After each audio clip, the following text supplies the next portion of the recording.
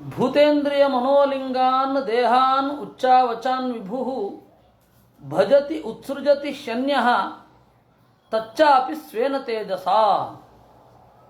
ಪಂಚಭೂತಗಳು, ಮನಸ್ಸು, ಇಂದ್ರಿಯ ಇವುಗಳನ್ನು ಒಳಗೊಂಡ ದೇಹ, ಹಿರಿದು ಕಿರಿದಾಗಿರುವ ದೇಹ,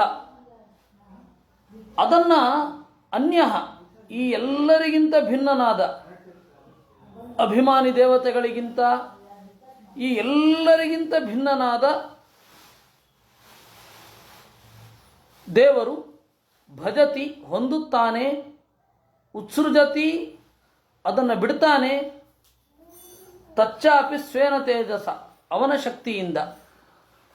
ಸಯೇವ ಶ್ರೋತ ಅನುವಕ್ತಾಚ ಅವನೇ ಕೇಳಬೇಕು.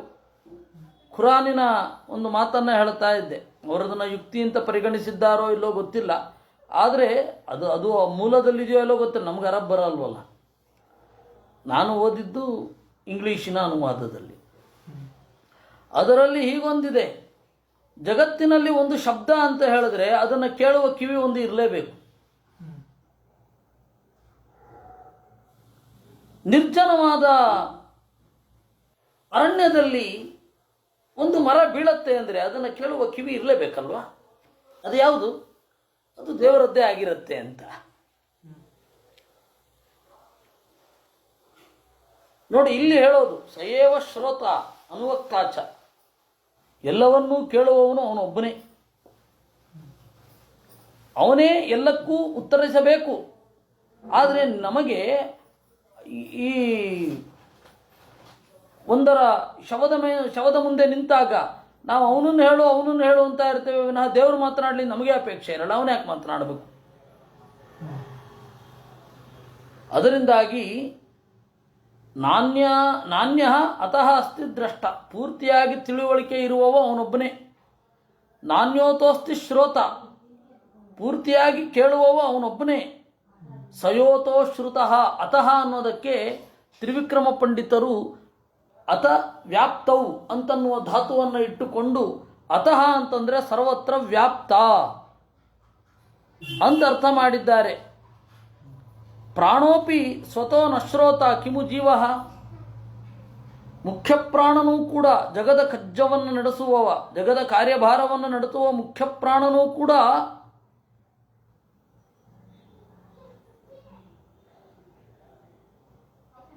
ಸ್ವತಂತ್ರವಾಗಿ ಕೇಳಲು ಸಮರ್ಥನಲ್ಲ. ಇನ್ನು ಉಳಿದವರ ಪಾಡೇನು? ಅಯಂ ನನು ಸುಯಜ್ಞ ಇತ್ಯಾಕ್ಷೇಪ.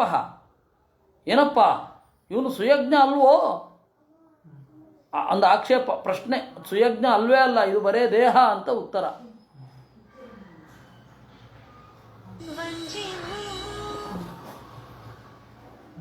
ಸುಯಜ್ಞ ಅಲ್ವೇ ಅಲ್ಲ ಅಂತ ಆಕ್ಷೇಪ.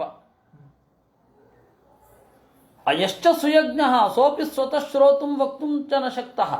ಒಂದೊಮ್ಮೆ ನಾವು ಯಾರನ್ನ ಕಳೆದುಕೊಂಡಿದ್ದೇವೋ ಅವನು ಕೇಳ್ತಾ ಇದ್ದಾನೆ ಅಂತಲೇ ಇಟ್ಕೊಳ್ಳಿ, ಅವನಿಗೆ ಉತ್ತರ ಕೊಡ್ಲಿಕ್ಕೆ ಹೇಗಾಗತ್ತೆ?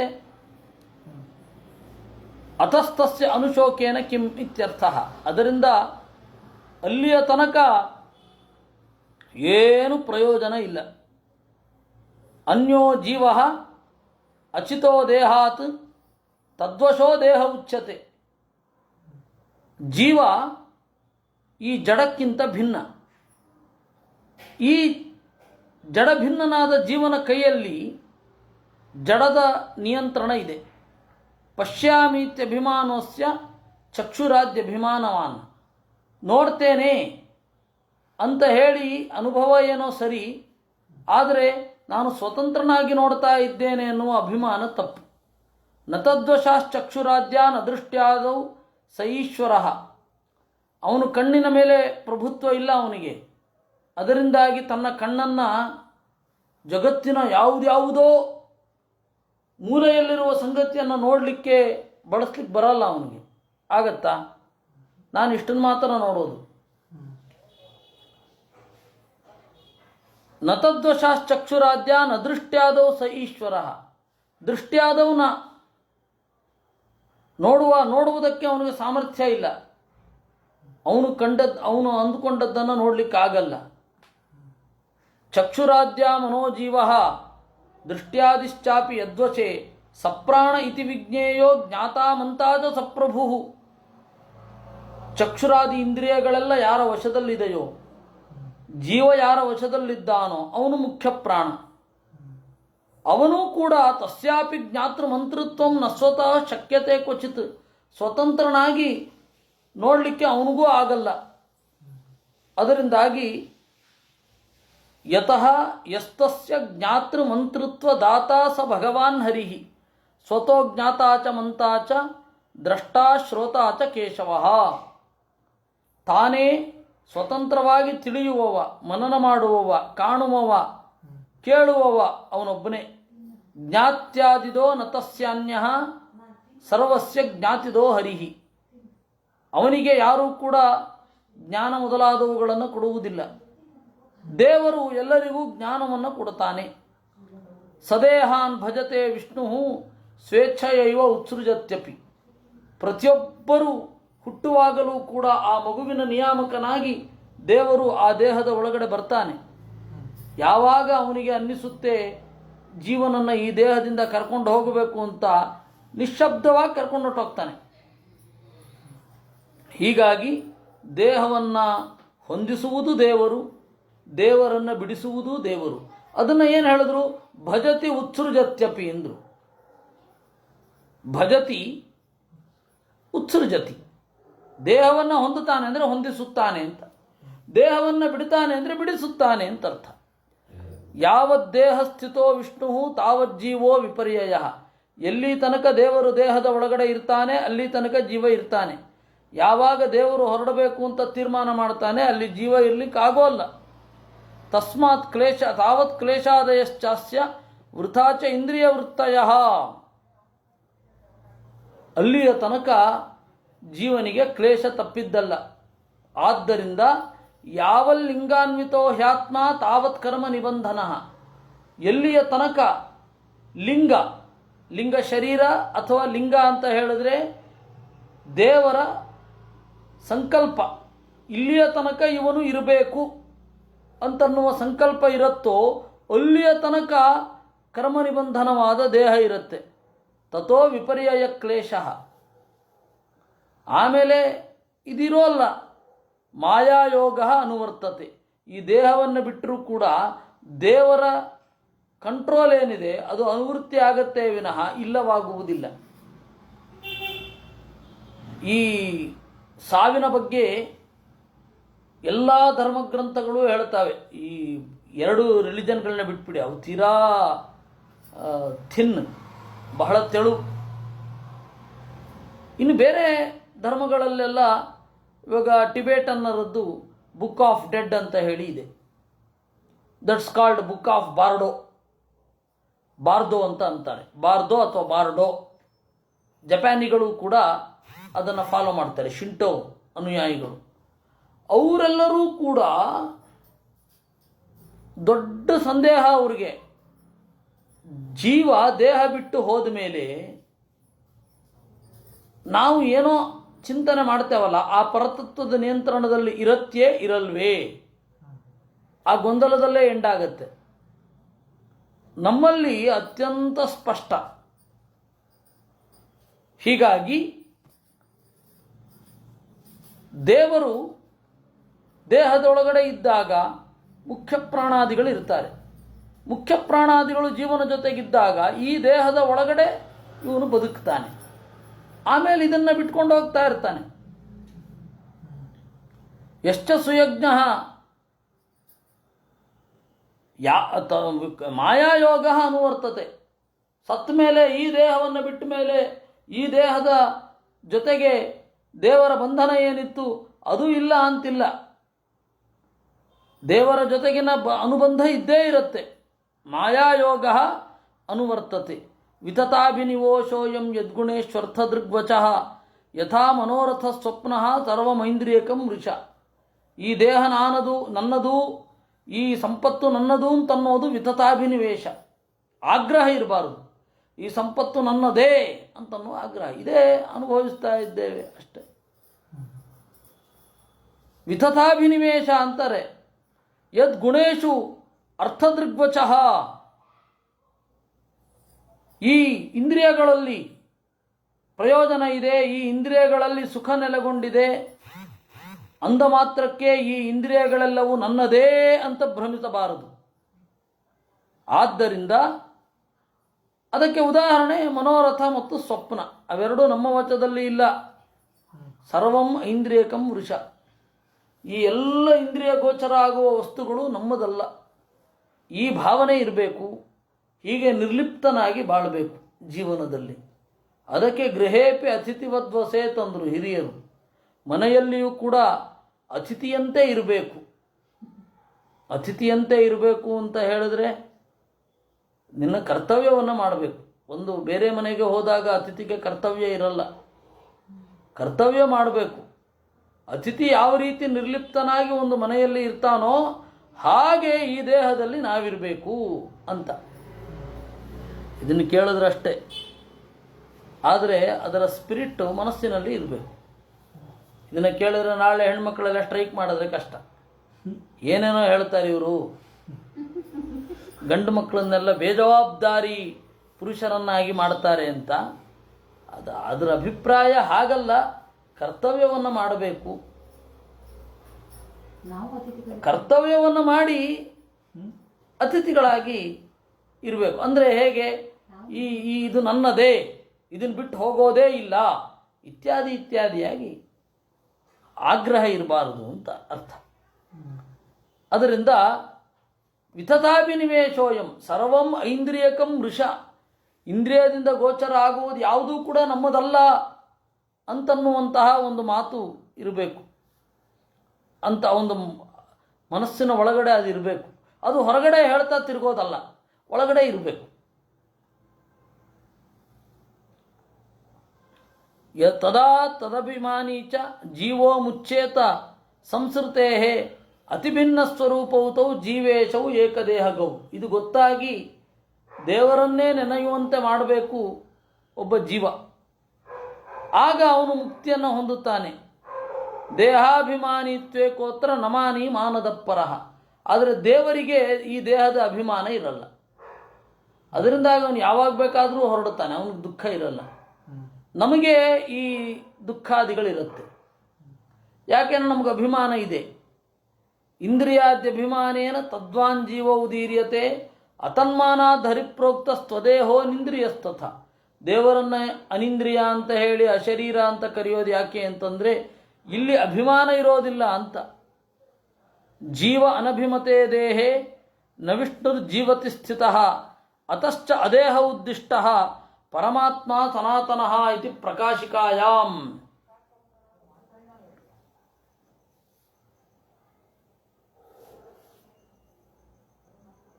ಜೀವ ಯಾವ ದೇಹದಲ್ಲಿ ಅಭಿಮಾನವನ್ನು ತ್ಯಾಗ ಮಾಡಬೇಕಾಗಿ ಬಂದಿರುತ್ತೆ ಅಲ್ಲಿ ದೇವರಿರಲ್ಲ. ಅಂದರೆ ದೇವರು ಈ ದೇಹವನ್ನು ನಿಯಂತ್ರಣ ಮಾಡಬೇಕು ಅಂತ ಅಂದ್ಕೊಂಡಿರಲ್ಲ.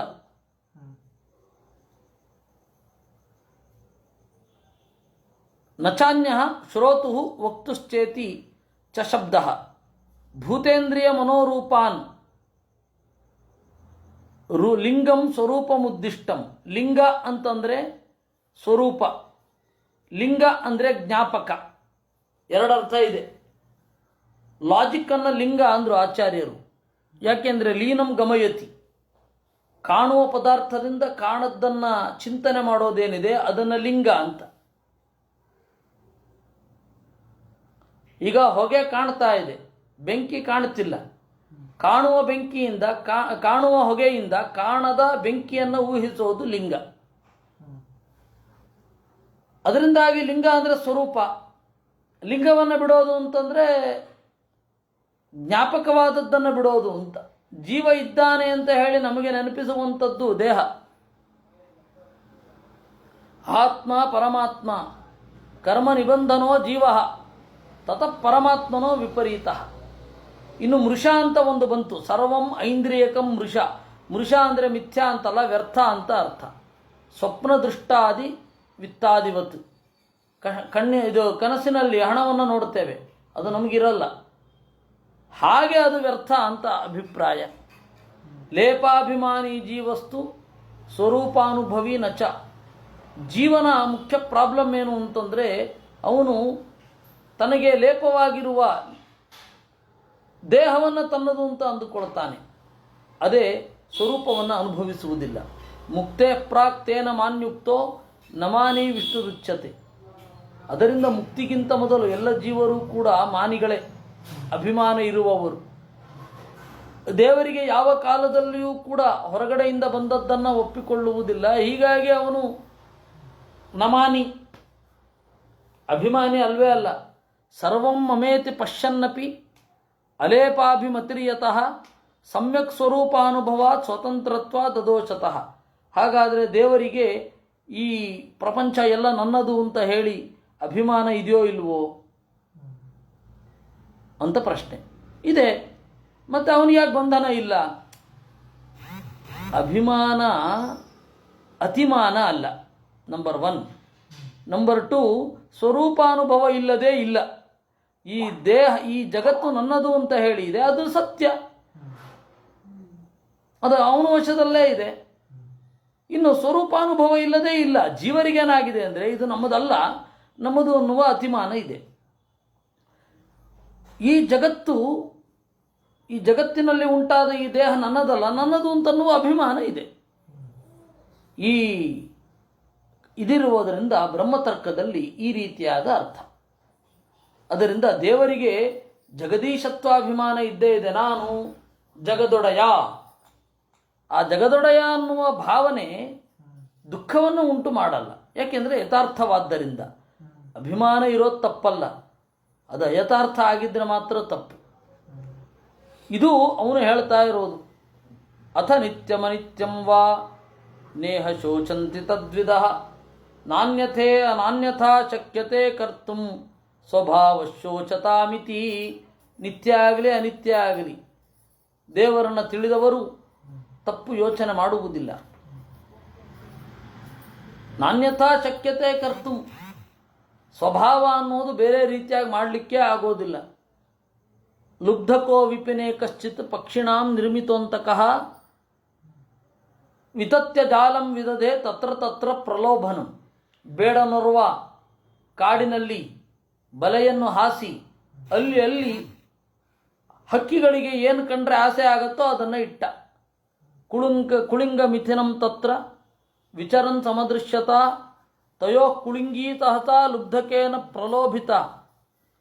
2 ಪಕ್ಷಿಗಳು, ಗುಬ್ಬಚ್ಚಿ ಮರಿಗಳು, ಗುಬ್ಬಚ್ಚಿ ಜೋಡಿಗಳು. ಅದರಲ್ಲಿ ಆ ಹೆಣ್ಣು ಗುಬ್ಬಚ್ಚಿ ವೇಗವಾಗಿ ಆ ಕಾಳನ್ನು ತಿನ್ನಲಿಕ್ಕೆ ಹೋಗಿ ಬಲೆಗೆ ಬಿತ್ತು. ಸಾಸಜ್ಜ ಶಿಚಾಸ ತಂತ್ರ್ಯ ಮಹಿಷಿ ಕಾಲಯಂತ್ರಿತ ಕುಳಿಂಗಸ್ತಾಂ ತಥಾಪನ್ನಾಂ ನಿರೀಕ್ಷೆ ಬೃಷದಕ್ಷಿತಃ. ಯಾವಾಗ ಹೆಣ್ಣು ಗುಬ್ಬಿ ಸಿಕ್ಕಿಬಿತ್ತೋ ಗಂಡು ಗುಬ್ಬಿ ಬಹಳ ದುಃಖ ಆಯಿತು. ಸ್ನೇಹಾದಕಲ್ಯ ಕೃಪಣಾಂ ಪರ್ಯದೇವಯ ಧಾತುರಃ ಅಹೋ ಅಕರುಣೋ ದೇವಃ ಸ್ತ್ರೀಯ ಕೃಪಣಯ ಪ್ರಭು. ಆ ಸ್ನೇಹವನ್ನು ತಡಿಲಿಕ್ಕೆ ಆಗಲಿಲ್ಲ. ಹೋ ಅಂತ ಅತ್ತ ಅಂತೆ ಗಂಡು ಗುಬ್ಬಿ ಹತ್ತಿತು. ದೀನೇನ ಜೀವತಾ ದುಃಖಂ ಮಂದೇನ ವಿಧುರಾಯುಷ ಕಥಂ ತ್ವಜಾತ ಪಕ್ಷಾನಸ್ತಾನ್ ಮಾತೃಹೀನಾನ್ ಬಿಭರ್ಮ್ಯಹಂ. ನಾನು ದೀನ, ನಾನೇನು ಮಾಡಲಿ, ಬದುಕಿದ್ದು ಏನು ಮಾಡಲಿ, ರೆಕ್ಕೆಯೂ ಹುಟ್ಟದ ಮರಿಗಳನ್ನು ಹೇಗೆ ಕಾಪಿಡಲಿ. ಮಂದಭಾಗ್ಯ ಪ್ರತೀಕ್ಷಂತೆ ನೀಡೇಮೇ ಮೇ ಮಾತರಂ ಪ್ರಜಾಹ. ಎಲ್ಲ ಪ್ರಜೆಗಳು, ಎಲ್ಲ ಮಕ್ಕಳು ತಾಯಿಯನ್ನು ಕಾಯ್ತಾ ಇರ್ತವೆ, ಅವುಗಳನ್ನು ಹೇಗೆ ಎದುರಿಸಲಿ. ಏವಂ ಕುಳಿಂಗಂ ವಿರುವಂತಮಾರಾತ್ ಪ್ರಿಯಾ ವಿಯೋಗಾತುರಮಶ್ರುಕಂಠಂ ತದೈವತಂ ಶಾಕುನಿಕಶ್ಚರೇಣ ವಿವ್ಯಾಧ ಕಾಲ ಪ್ರಹಿತೋ ನಿಲೀನಃ. ಈ ರೀತಿ ಅಳ್ತಾ ಇರುವಾಗ ಗಂಡು ಗುಬ್ಬಿಯನ್ನು ಹೊಡೆದ. ಯಾವುದೋ ಒಂದು ಹಕ್ಕಿ, 2 ಹಕ್ಕಿ, ಅದನ್ನು ಹೊಡೆದ, ದೂರದಿಂದ ಹೊಡೆದ. ಅಡಗಿ ಕೂತಿದ್ದ ಅಲ್ಲೇ, ಬೇಡ, ಗೊತ್ತಿರಲಿಲ್ಲ, ದುಃಖದಲ್ಲಿ ನೋಡಿರಲಿಲ್ಲ. ಹೀಗೆ 2 ಗುಬ್ಬಿಗಳು ಕೂಡ ಸತ್ತಿತ್ತು. ಏವಂ ಯೂಯಮಪಶ್ಯಂತ ಆತ್ಮಾಪಾಯಮ ಬುದ್ಧಯ ನೈನಂ ಪ್ರಾಪ್ಸ್ಯತ ಶೋಚಂತಹ ಪತಿಂ ವರ್ಷಶತೈರಪಿ. ಏವಂ ಹೀಗೆ ನೀವು ಕೂಡ ಆತ್ಮಾಪಾಯಮಬುದ್ಧಯ, ನಿಮಗೇನು ಆಪತ್ತಿದೆ ಅನ್ನೋದನ್ನು ನೋಡ್ತಾ ಇಲ್ಲ. ಇನ್ನು 100 ವರ್ಷ ಹತ್ತರೂ ಕೂಡ ಇವನು ವಾಪಸ್ಸು ಬರೋದಿಲ್ಲ. ಅದರಿಂದಾಗಿ ಕರ್ತವ್ಯ ಕರ್ಮವನ್ನು ಮಾಡಬೇಕು. ಇಷ್ಟು ನುಡಿದು ಹಿರಣ್ಯಕಶಿಪು ಮಾತನಾಡಿದ. ಬಾಲಯೇವಂ ಪ್ರವದತಿ ಸರ್ವೇ ವಿಸ್ಮಿತ ಚೇತಸಃ ಜ್ಞಾತಯೋ ಮೇನಿರೆ ಸರ್ವಂ ಅನಿತ್ಯಂ ಅಯಥೋತ್ಥಿತಂ. ಈ ರೀತಿ ಆ ಪುಟ್ಟ ಬಾಲಕ ಹೇಳ್ತಾ ಇರಬೇಕಾದ್ರೆ ಎಲ್ಲರೂ ಕೂಡ ಅಚ್ಚರಿಗೊಂಡ್ರು. ಜ್ಞಾತಯ, ಬಂಧುಗಳೆಲ್ಲ ಸರ್ವಂ ಅನಿತ್ಯಂ, ಎಲ್ಲವೂ ಕೂಡ ಅನಿತ್ಯ. ಅಯಥೋತ್ಥಿತ, ಇವನ ತಂದೆ ತಾಯಿಗಳು ನಾವು ಹುಟ್ಟಿಸಿದ್ದಲ್ಲ ಇವನನ್ನ, ನಾವು ಕೊಟ್ಟ ದೇಹವಲ್ಲ ಅಂತ ಅಂದುಕೊಂಡ್ರು. ಪ್ರಕೃತಿಗೂ ಮೀರಿ ಒಬ್ಬ ಭಗವಂತ ಇದ್ದಾನೆ ಅಂತ ಅಂದುಕೊಂಡ್ರು. ಅದು ಅಯಥೋತ್ಥಿತ. ಅಹಂ ಮಮಾಭಿಮಾನಾದಿ ತ್ವಯತೋತ್ಥಮ ಅನಂತ್ಯಕಂ ಮಹದಾದಿ ಯಥೋತ್ಥಂಚ ನಿತ್ಯಾ ಚಾಪಿ ಯಥೋತ್ಥಿತ ಅಸ್ವತಂತ್ರೈವ ಪ್ರಕೃತಿ ಸ್ವತಂತ್ರೋ ನಿತ್ಯ ಏವ ಚ ಯಥಾರ್ಥಭೂತಶ್ಚ ಪರ ಏಕ ಏವ ಜನಾರ್ದನಃ. ಅದರಿಂದ ದುಃಖ ಪಡಬೇಡಿ ಅಂತ ಪ್ರಶ್ನೆ ಬರಬಹುದು. ಇದನ್ನು 11ನೇ ಸ್ಕಂದದಲ್ಲಿ 24 ಗುರುಗಳಲ್ಲಿ ಒಂದರಲ್ಲಿ ಕೇಳದ ಹಾಗಿದೆಯಲ್ಲ ಅಂತ.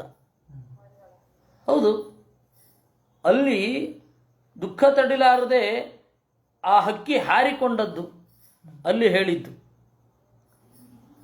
ಇಲ್ಲಿ ಹೇಳ್ತಾ ಇರೋದು ಹಾಗಲ್ಲ, ಲುಬ್ಧಕ ಕೊಂದದ್ದು. ಇದು ಒಂದು, ಈ ವ್ಯತ್ಯಾಸ, ಸಣ್ಣ ವ್ಯತ್ಯಾಸ, ತೀರಾ ಸಣ್ಣ ಕೂದಲೆಳೆಯ ವ್ಯತ್ಯಾಸ ಅಷ್ಟೇ, ಇದೇನು ದೊಡ್ಡದಲ್ಲ. ಆದರೆ ಈ ತರಹದ ಕಥೆ ಬೇರೆ ಬೇರೆಯ ಪ್ರಸಂಗಗಳಲ್ಲಿ ಒಬ್ಬರೇ ಕೋಟ್ ಮಾಡಿದ್ದಾರೆ. ಅದರಿಂದ ಕಲಿತ ಪಾಠ ಬೇರೆ ಬೇರೆ.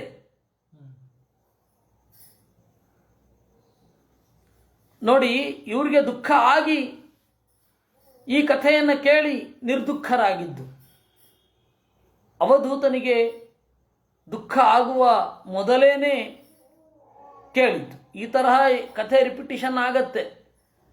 ಈಗ ಮಹಾಭಾರತದಲ್ಲಿ ಒಂದು ವಿಚಿತ್ರ ಕ್ಯಾರೆಕ್ಟರ್ ಇದೆ, ಸುವರ್ಣಷ್ಠೀವಿ ಅಂತ. ಅವನು ಸೀನಿದರೆ ಮಲಮೂತ್ರ ವಿಸರ್ಜನೆ ಮಾಡಿದ್ರೆ ಅದು ಬಂಗಾರ ಆಗ್ತಿತ್ತಂತೆ. ಸುವರ್ಣಷ್ಠೀವಿ ಅಂತ ಅವನ ಹೆಸರು. ಅವನ ಕಥೆ 2-3 ಕಡೆ ಬರುತ್ತೆ. ಮಹಾಭಾರತದಲ್ಲಿಯೇ 2-3 ಕಡೆ ಬರುತ್ತೆ. ಷೋಡಶ ರಾಜಕೀಯ ಅಂತ ಒಂದುಂಟು, 16 ರಾಜರ ಕಥೆ. ಅದನ್ನು ಅಭಿಮನ್ಯು ಸತ್ತಾಗಲೂ ಹೇಳ್ತಾರೆ. ಆಮೇಲೆ ಪಂಚಪಾಂಡವರು ಸತ್ತಾಗಲೂ ಹೇಳ್ತಾರೆ. ಆಮೇಲೆ ಧೃತರಾಷ್ಟ್ರನಿಗೂ ಹೋಗಿ ವೇದವ್ಯಾಸರ ಕಥೆ ಹೇಳ್ತಾರೆ. ಅದರಿಂದಾಗಿ ಪದೇ ಪದೇ ಆವೃತ್ತಿ ಆಗೋದುಂಟು. ಆವೃತ್ತಿ ನತು ದೋಚಾಯ, ರಿಪಿಟಿಷನ್ನು ಅಜ್ಞಾನದಿಂದ ಆಗಿದ್ದಲ್ಲ. ಅವ್ರು ಕೋಟ್ ಮಾಡಿದ್ದಾರೆ ಅಂತ ಇವರು ಹೇಳಿದ್ರು, ತಟಸ್ಥವಾದ ಉಲ್ಲೇಖ. ಅದರಿಂದಾಗಿ ದೃಷ್ಟಾಂತ ಒಂದೇ ರೀತಿ ಇದೆ. ಆದರೆ ಆ ತರಹದ್ದು ನೀವು ಇಡೀ ಪುರಾಣ ಪ್ರಪಂಚದಲ್ಲಿ ಬೇಕಷ್ಟು ನೋಡ್ತೀರ. ಮಹಾಭಾರತದಲ್ಲಿಯೇ ಗೀತೆಯ ಶ್ಲೋಕದಂತೆ ಇರುವ ಶ್ಲೋಕಗಳು ಸನತ್ಸು ಜಾತಿಯ ಮೊದಲಾದವುಗಳಲ್ಲಿ ಇರುತ್ತೆ, ನೀವು ನೋಡಿಯೇ ಇರ್ತೀರ. ಅದರಿಂದ ತತಶೋಚತ ಮಾಯೂಯಂ ಪರಂಚ ಆತ್ಮಾನಮೇವಚ ಯಮ ಏತದುಪಾಖ್ಯಾಯ ತತ್ರೈವ ಅಂತರಧೀಯತ. ಯಮ ಇಷ್ಟು ಹೇಳಿ ಅಲ್ಲೇ ಕಣ್ಮರೆಯಾದ. ಹಿರಣ್ಯಕಶಿಪು ಕಥೆ ಮುಗಿಸ್ತಾ ಇದ್ದಾನೀಗ. ಯಮ ಬಾಲಕ ರೂಪದಿಂದ ಬಂದು ಇಷ್ಟು ಹೇಳಿ ಕಣ್ಮರೆಯಾದ. ಜ್ಞಾತಯೋಪಿ ಸುಯಜ್ಞಸ್ಯ ಚಕ್ರುರ್ಯತ್ ಸಾಂಪರಾಯಿಕಂ.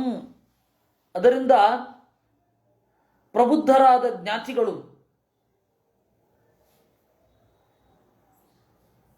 ಸುಯಜ್ಞಸ್ಯ ಸಾಂಪರಾಯಿಕಂ ಚಕ್ರು, ಸುಯಜ್ಞನ ಉತ್ತರ ಕ್ರಿಯೆಗಳನ್ನೆಲ್ಲ ಮಾಡಿದ್ರು. ತತಶೋಚತ ಮಾಯೂಯಂ ಪರಂಚ ಆತ್ಮಾನಮೇವಚ. ಅದರಿಂದ ಯಾಕೆ ಯಾರ ಬಗ್ಗೆ ಆದರೂ ಯೋಚನೆ ಮಾಡ್ತೀರಾ? ಇಷ್ಟು ಹೇಳಿ ಅವನು ಕಥೆಯ ಕಡೆಯಲ್ಲಿ ಒಂದು ಮಾತು ಹೇಳ್ತಾನೆ. ಯಮ ಬಾಲಕನ ರೂಪದಲ್ಲಿ ಯಾಕೆ ಬಂದ ಅಂತ ಇಲ್ಲಿ ಕಾರಣ ಇಲ್ಲ. ಪ್ರಾಯ ಇದು ಇರಬಹುದು. ಪುಟ್ಟ ಬಾಲಕ ಇಷ್ಟು ಹೇಳಬೇಕಾದ್ರೆ ಯಾವುದೋ ದೈವವೇ ಹೇಳಿದೆ ಅಂತ, ಯಾವುದೋ ಒಬ್ಬ ಮುದುಕ ಬಂದು ಹೇಳಿದ ಅಂತಂದರೆ ಅಯ್ಯೋ ಇವನು ಬಹಳ ಜನರನ್ನು ಕಳ್ಕೊಂಡ ಅಂತ ಕಾಣುತ್ತೆ, ಅದರಿಂದಾಗಿ ಹೇಳ್ತಾನೆ. ಪುಟ್ಟ ಬಾಲಕ ಬಂದು ಹೇಳಿದಾಗ ಪರಿಣಾಮ ಇರುತ್ತೆ. ಪುಟ್ಟ ಬಾಲಕನರುವ ಸಾವು ಅಂದ್ರೇನು ಅಂತ ಗೊತ್ತಿರದೇ ಇದ್ದರೂ ಕೂಡ ಇರುವ ವಯಸ್ಸಿನಲ್ಲಿ, ಸಾವು ಅಂದ್ರೇನು ಅಂತ ಗೊತ್ತಿರದೇ ಇರುವ ವಯಸ್ಸಿನಲ್ಲಿ ಸಾವಿನ ರಹಸ್ಯಗಳನ್ನೆಲ್ಲ ಹೇಳುವಾಗ ಒಮ್ಮೆ ದಿಗ್ಭ್ರಾಂತಿ ಆಗತ್ತೆ. ಮತ್ತೆ ಇಲ್ಲಿ ಕಣ್ಮರೆಯಾದ, ಅದರಿಂದಾಗಿ ಹೆಚ್ಚು ವಿಶ್ವಾಸ ಬಂದು ಅವರು ಮುಂದಿನ ಕೆಲಸಗಳನ್ನು ಮಾಡಿದರು. ಇದು ಮುಖ್ಯ. ಇದೇ ರೀತಿ ಶಾಂತಿ ಪರ್ವದಲ್ಲಿ ಒಂದು ಕಥೆ ಬರುತ್ತೆ. ಒಂದು ದೇಹ ಇರುತ್ತೆ, ಮೃತದೇಹ, ಅದನ್ನು ತಿನ್ನಬೇಕು ಅಂತ ಹೇಳಿ ನರಿ, ಇನ್ನು ತಿನ್ನಬೇಕು ಅಂತ ಹೇಳಿ ಹದ್ದಿಗೆ ಈ ಟೈಮ್ ಏನೋ ಆಗಲ್ಲ. ಅದರಿಂದಾಗಿ ಹದ್ದು ಬೆಳಗ್ಗೆ ತಿನ್ಬಿಡ್ಬೇಕು, ರಾತ್ರಿ ಅವುಗಳಿಗೆ ಓಡಾಡ್ಲಿಕ್ಕೆ ಆಗಲ್ಲ. ಬಾಲಕ ಪುಟ್ಟ ಮಗು ಸತ್ತೋಗಿದೆ, ಹೋ ಅಂತ ಅಳ್ತಾ ಇದ್ದಾರೆ ಎಲ್ಲ. ಸರಿ, ಒಬ್ಬ ಆವಾಗಲೂ ಬಾಲಕ ಯಮನ ರೂಪದಲ್ಲಿ ಬರ್ತಾನೆ, ಯಮ ಬಾಲಕನ ರೂಪದಲ್ಲಿ ಬರ್ತಾನೆ. ಎಲ್ಲರೂ ಅಪೋರ್ಚುನಿಸ್ಟು ಅಂತ ಅನ್ನಲಿಕ್ಕೆ ಈ ಕಥೆ. ನರಿ ಹೇಳತ್ತೆ, ಇಷ್ಟು ಪುಟ್ಟ ಮಗುವನ್ನು ಚೆನ್ನಾಗಿ ನೋಡ್ಕೊಂಡಿದ್ದೀರಾ, ಬದುಕಬಹುದು, ಇಲ್ಲೇ ಇರ್ರಿ. ಯಾಕೆ ಅಂದರೆ ರಾತ್ರಿ ಆಗ್ತಿದ್ದಾಗೆ ಬಂದು ತಿನ್ನಬಹುದು ಅಂತ. ಅದು ಬಂಧುಗಳೇ ಅಲ್ಲೇ ಇರಬೇಕಾದ್ರೆ ಹದ್ದು ತಿನ್ಲಿಕ್ಕಾಗಲ್ಲ, ಅದಕ್ಕೆ ಹದ್ದು ಕಳಿಸತ್ತೆ. ಯಾಕೆ ಹಿಂಗೆ ಯೋಚನೆ ಮಾಡ್ತೀರಾ, ಇವನು ಬದುಕೋಲ್ಲ, ವಾಪಸ್ ಹೋಗಿ ಅಂತ ಬಂಧುಗಳಿಗೆ ಏನು ಮಾಡೋದು ಗೊತ್ತಾಗ್ತಾ ಇಲ್ಲ. ಹದ್ದು ಹೇಳ್ತಾ ಇದೆ ವಾಪಸ್ ಹೋಗಿ ಅಂತ, ನರಿ ಹೇಳ್ತಾ ಇದೆ ಇಲ್ಲ ಇಲ್ಲ ಇಲ್ಲೇ ಇರ್ರಿ, ಯಾವಾಗ ಬೇಕಾದರೂ ಮಗುಗೆ ಜೀವ ಬರಬಹುದು, ಇನ್ನೊಂದು ಸ್ವಲ್ಪ ಹೊತ್ತು ಕಾಯಿರಿ ಅಂತ. ಯಾಕೆಂದ್ರೆ ಎರಡಕ್ಕೂ ಕೂಡ ಸ್ವಾರ್ಥ ಇದೆ. ಹದ್ದು ತಿನ್ಬೇಕು ಅಂತ ಕಾಯ್ತಾ ಇದೆ, ನರಿಯೂ ತಿನ್ಬೇಕು ಅಂತ ಕಾಯ್ತಾ ಇದೆ. ಅವ್ರಿಗೆ ಟೈಮ್ ಅಡ್ಜಸ್ಟ್ ಆಗ್ಬೇಕಷ್ಟೇ. ಅವಾಗ ಯಮ ಬಂದು ಎರಡೂ ಬೇಡ ಸುಟ್ಟು ಬಿಡಿ ಅಂತ ಹೇಳ್ತಾನೆ. ಆಗ ನಿರಾಶರಾಗಿ ಹದ್ದು ಮತ್ತೆ ನರಿ ಎರಡೂ ಕೂಡ ಹೋಯ್ತು ಅಂತ. ಅಲ್ಲಿಯೂ ಬಾಲಕನ ರೂಪದಲ್ಲಿ ಬರ್ತಾನೆ, ಗೊತ್ತಿಲ್ಲ ಯಾಕೆ ಹಾಗೆ ಅಂತ. ಎರಡು ಕಥೆ ಉಂಟು. ಯಮ ಬಾಲಕನ ರೂಪದಲ್ಲಿ ಬಂದು ಸತ್ತು ಹೋದವರ ಬಂಧುಗಳನ್ನು ತಿಳಿವು ನೀಡುವ ಎರಡು ಕಥೆಗಳುಂಟು. ಇಷ್ಟಕ್ಕೆ ಮೇಲೆ ನಮಗೇನು ಗೊತ್ತಿಲ್ಲ. ಕಾತ್ಮ ಕಪ್ಪರೋ ಮಾತ್ರ ಸ್ವೀಯ ಪಾರಕ್ಯ ಏವಚ ಸ್ವಪರಾಭಿನಿವೇಚೇನ ವಿನಾಜ್ಞಾನೇನ ದೇಹಿನಃ. ದೇಹ ಮೊದಲಾದವುಗಳು ಆತ್ಮ ಅಲ್ಲ. ದೇಹದಲ್ಲಿ ಆತ್ಮ ಇದ್ದಾಗ ಶತ್ರು ಅಂತ ಆಗಲಿ ಮಿತ್ರ ಅಂತ ಆಗಲಿ ಆಗತ್ತೆ. ದೇಹದಿಂದ ಭಿನ್ನನಾದಾಗ ಶತ್ರು ಅಂತನೂ ಆಗಲ್ಲ, ಮಿತ್ರ ಅಂತನೂ ಆಗಲ್ಲ. ಯಾಕೆಂದ್ರೆ ಅಲ್ಲಿ ಬರೇ ಮಲಗಿರೋದು ದೇಹ. ಅಥೋ ದೈಹಿಕ ವೃದ್ಧವ್ವ ಕ್ಷಯೇವ ಕಿಂ ಪ್ರಯೋಜನಂ. ಅದರಿಂದಾಗಿ ಕೇವಲ ದೇಹವನ್ನು ಇಟ್ಟುಕೊಂಡು ದ್ವೇಷ ಮಾಡಬಾರ್ದು. ಮಾಡೋದಿದ್ರೂ ಕೂಡ ಅದು ಈ ಕಾಲಕ್ಕೆ ಅಂತ ಸೀಮಿತವಾಗಿ ಇರಬೇಕು. ಅದರ ಮೇಲೆ ನಾವು ದ್ವೇಷ ಸಾಧಿಸ್ತೇವೆ. ಕೆಲವರು ಹೇಳೋದು ಸತ್ರು ಬಿಡೋದಿಲ್ಲ ಅಂತ, ಅಂದರೆ ದೇಹವನ್ನು ಮೀರಿ ನಾನು ದ್ವೇಷ ಸಾಧಿಸ್ತೇನೆ ಅಂತ. ಗೊತ್ತಿಲ್ಲ ಜನಗಳಿಗೆ, ಹೇಳ್ತಾರೆ ಸತ್ರು ನಾನು ಅದನ್ನು ಬಿಡಲ್ಲ ಅಂತ. ಅವ್ರಿಗೆ ಐಡಿಯಾ ಇಲ್ಲ. ಸತ್ರು ಅಂತಂದರೆ ಈ ದೇಹ ಮುಗಿದ ಮೇಲೂ ಕೂಡ, ಅಂದರೆ ಮುಂದಿನ ಜನ್ಮದಲ್ಲೂ ದ್ವೇಷ ಸಾಧಿಸ್ತೇನೆ, ಹಾಗೆ ಸಾಧಿಸೋ ದೃಷ್ಟಿ ಏನಿರಲ್ಲ.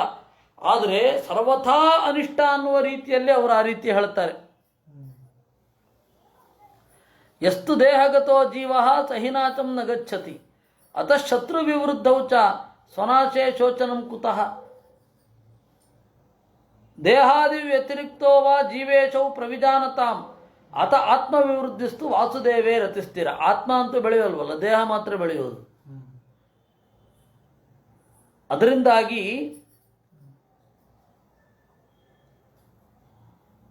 ಆತ್ಮ ಬೆಳಿಬೇಕು. ಇಲ್ಲಿ ಆಚಾರ್ಯರು ಹೇಳಿದ್ರು, ಅತ ಆತ್ಮವಿವೃದ್ಧಿಸ್ತು ವಾಸುದೇವೇ ರತಿಸ್ಥಿರ. ದೇಹ ಬೆಳೆಯೋದು ಅಂತಂದರೆ ಒಂದು ನಾರ್ಮಲ್ ಹೈಟಿಗೆ ಬರೋದು, ಅಥವಾ ನಮ್ಮ ಕೆಲಸಗಳನ್ನು ನಾವು ಮಾಡಿಕೊಳ್ಳಲು ಸಮರ್ಥವಾಗುವಂತೆ ದೇಹ ಏನು ಇರುತ್ತೆ ಅದು ದೇಹದ ಬೆಳವಣಿಗೆ. ಇನ್ನು ಆತ್ಮವಿವೃದ್ಧಿ ಅಂದರೆ ವಾಸುದೇವೇ ರತಿಸ್ಥಿರ. ಪರಮಾತ್ಮನಲ್ಲಿ ಭಕ್ತಿ ಬರೋದೇನಿದೆ ಅದು ಆತ್ಮದ ಬೆಳವಣಿಗೆ. ಶತ್ರುನಾಶ ತಥಾಜ್ಞಾನ ನಾಚೋ ನಾಣ್ಯಕ್ಕ ತಂಚನ. ಅದರಿಂದಾಗಿ ಶತ್ರುನಾಶ ಆಗಲಿ ಅಂತ ವೇದದಲ್ಲಿ ಎಲ್ಲಿಯಾದರೂ ಪ್ರಾರ್ಥನೆ ಇದ್ದರೆ ಅಜ್ಞಾನ ನಾಶ ಆಗಲಿ ಅಂತಲೇ. ಸ್ವಪರಾಭಿನಿವೇಶೇನ, ನನ್ನವರು ಬೇರೆಯವರು ಅಂತ ಹೇಳಿ ಭೇದವನ್ನು ಮೂಡಿಸುವ ಅಜ್ಞಾನ ನಾಶ ಆಗಬೇಕು. ಅಜ್ಞಾನ ಇದ್ದರೆ ಮಾತ್ರ ಇದು ನನ್ನ ಬೆಳವಣಿಗೆ, ಇದು ಶತ್ರುವಿನ ಬೆಳವಣಿಗೆ ಅಂತ ಅಂದುಕೊಳ್ಳೋದು. ದೇಹದ ಬೆಳವಣಿಗೆಯನ್ನು ಇಟ್ಟುಕೊಂಡೇ ನಾವು ಶತ್ರುಗಳನ್ನು ಮಿತ್ರರನ್ನು ತೀರ್ಮಾನ ಮಾಡೋದು. ದೇಹದ ಬೆಳವಣಿಗೆ ಇಲ್ಲದೆ ಆತ್ಮದ ಬೆಳವಣಿಗೆ ಇದೆಯಾ ಅಂದರೆ ಇದೆ. ಅದೇ ದೇವರಲ್ಲಿ ಭಕ್ತಿ. ಈ ರೀತಿ ಹಿರಣ್ಯಕಶಿಪು ಮಾತನ್ನು ಹೇಳಿ ಉಪಸಂಹಾರ ಮಾಡಿದ. ಇತಿ ದೈತ್ಯಪತೇರ ವಾಕ್ಯಂ ದಿತಿರಾಕರ್ಣ್ಯ ಸಸ್ನುಷ ಪುತ್ರಶೋಕಂ ಕ್ಷಣಾತ್ತತ್ವ ತತ್ವೇ ಚಿತ್ತಮಧಾರಯತ್. ಈ ರೀತಿಯಾಗಿ ಹಿರಣ್ಯಕಶಿಪುವಿನ ಮಾತನ್ನು ಕೇಳಿ ದಿತಿ ಪುತ್ರಶೋಕಂ ಕ್ಷಣಾತ್ಯಕ್ತ್ವ, ಪುತ್ರಶೋಕವನ್ನು ತೊರೆದು ತತ್ವೇ ಚಿತ್ತಮಧಾರಯತ್, ತತ್ವವನ್ನು ತಿಳಿದುಕೊಂಡಳು, ದುಃಖವನ್ನು ಬಿಟ್ಲು. ಹೀಗೆ ಇತಿ ಶ್ರೀಮದ್ಭಾಗವತೆ ಸಪ್ತಮಸ್ಕಂಧೆ ದ್ವಿತೀಯೋಧ್ಯಾಯ. ಈ ರೀತಿ ಇದ್ದ ಹಿರಣ್ಯಕಶಿಪು ಮುಂದೆ ತಪಸ್ಸಿಗೆ ಅಂತ ಹೋಗ್ತಾನೆ.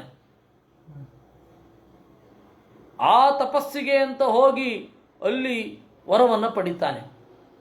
ಆ ತಪಸ್ಸು ಹೇಗೆ ಮಾಡಿದ, ಏನಾಯಿತು ಇತ್ಯಾದಿಗಳನ್ನೆಲ್ಲವನ್ನೂ ಕೂಡ ನಾವು ನಾಳೆ ನೋಡುವ ಅಂತ ಹೇಳ್ತಾ ಇವತ್ತಿನ ಚಿಂತನೆಯನ್ನು ಮುಗಿಸೋಣ. ವಿರಾಟ ಪರ್ವವೂ ಇದೆ, ಹರಿವಂಶವೂ ಇದೆ. ಕೃಷ್ಣಾರ್ಪಣಮಸ್ತು.